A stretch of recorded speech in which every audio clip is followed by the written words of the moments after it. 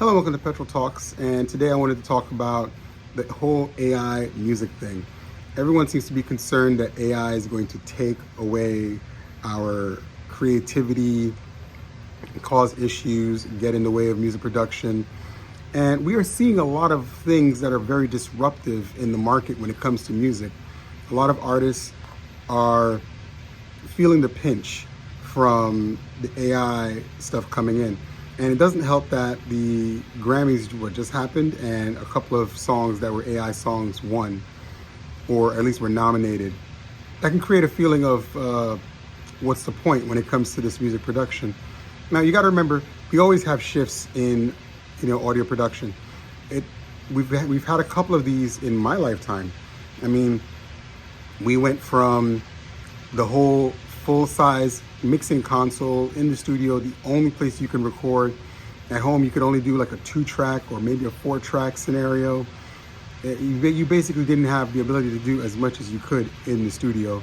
To you now have the bedroom studio. You have all the gear in the house.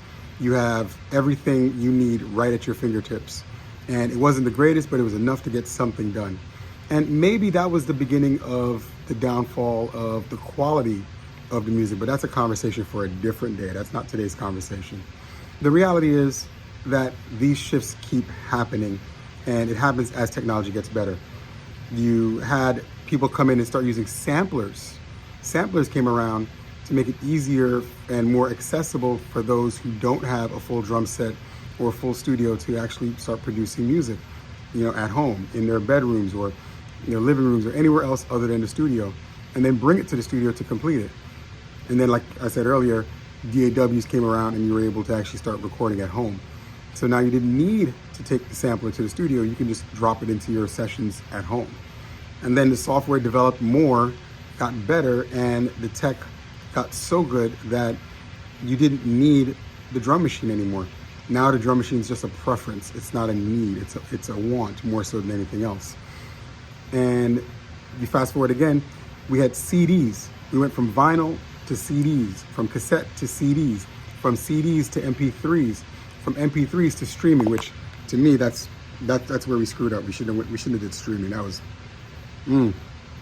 again, conversation for another day. The whole concern about AI, I think the important part of it is that we need to learn the tools, use it ethically. Now, there's tons of ways to use it ethically versus getting into an AI and saying, hey, you see that song over there? I want a copy of that song. Like, there's other ways to do this.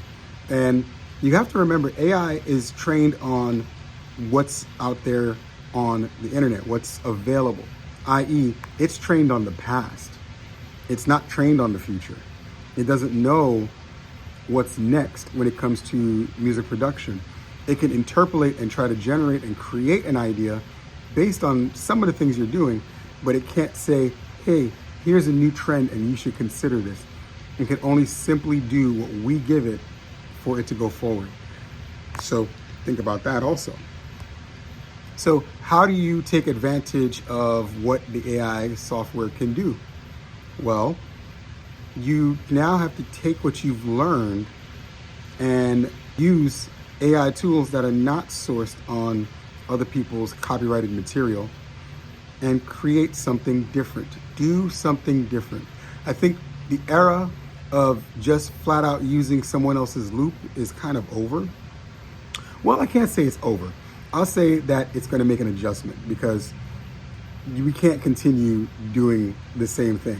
I mean, the flood of people just using similar loops over and over and over is kind of coming to a close because people aren't really feeling it. So the smarter move is to look at things from a different perspective.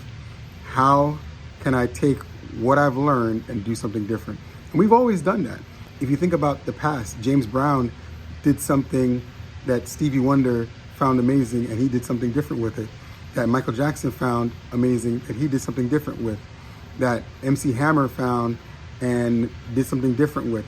Like, it's always evolving, and that's the thing we need to do. We need to evolve the sound. I think this is a new tool to use alongside what you do and cultivate into something different. I would love to hear your opinion on this topic because I didn't want to do a long video on it. But I think it's worth talking about because we like to sit here and demonize things before fully understanding it. And after watching the AI thing develop over the last year or so, 2 years, maybe I want to say three years, really 3 years, it really started getting good. I really took the time to look at it and say, okay, I think I now have something to say on the subject. And I think it's in a good place. It makes decent sounding music. I don't think it makes amazing music. I think that our ears have been numbed to appreciate okay music versus appreciating amazing music. So how do we use AI to help us make amazing music again? That's the question. Think about it, respond down below, like, share, subscribe. Join me next time.